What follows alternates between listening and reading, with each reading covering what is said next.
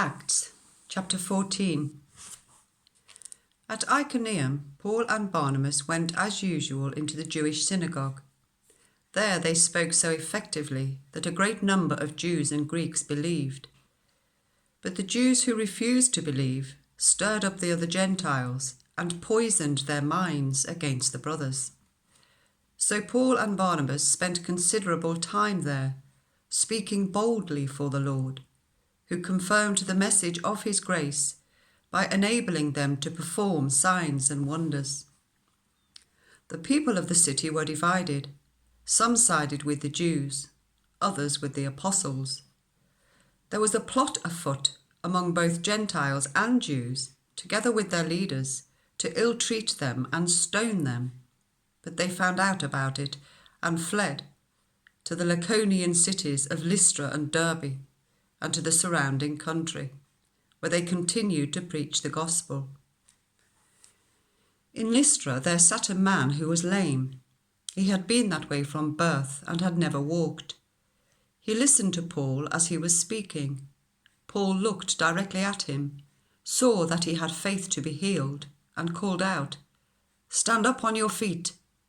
At that, the man jumped up and began to walk.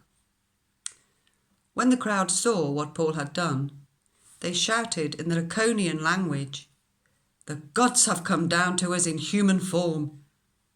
Barnabas they called Zeus, and Paul they called Hermes, because he was the chief speaker. The priest of Zeus, whose temple was just outside the city, brought bulls and wreaths to the city gates because he and the crowd wanted to offer sacrifices to them. But when the apostles Barnabas and Paul heard of this, they tore their clothes and rushed out into the crowd, shouting, "Friends, why are you doing this? We too are only human like you. We are bringing you good news, telling you to turn from these worthless things to the living God, who made heaven and earth and sea and everything in them. In the past he let all nations go their own way, yet he has not left himself without testimony. He has shown kindness by giving you rain from heaven and crops in their seasons. He provides you with plenty of food and fills your hearts with joy." Even with these words, they had difficulty keeping the crowd from sacrificing to them. Then some Jews came from Antioch and Iconium and won the crowd over.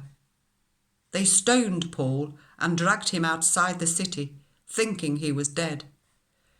But after the disciples had gathered round him, he got up and went back into the city. The next day he and Barnabas left for Derbe.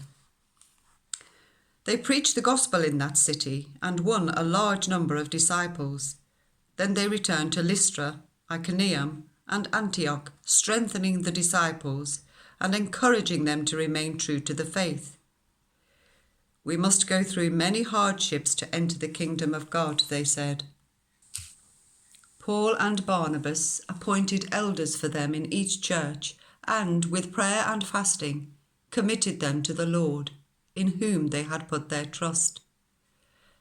After going through Pisidia, they came to Pamphylia, and when they preached the word in Perga, they went down to Attalia.